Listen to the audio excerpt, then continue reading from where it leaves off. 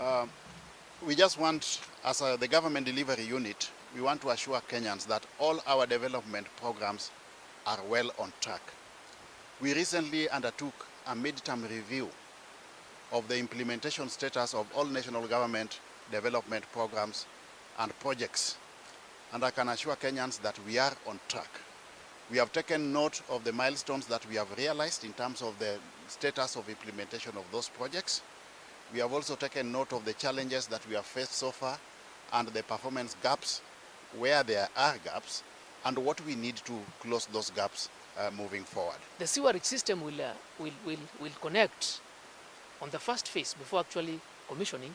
We target to connect more than 3,000 individual connections, because there is that required minimum amount that is supposed to flow into a trunk sewer line to actually achieve actual flow to the treatment plant. And the contractor is geared towards that.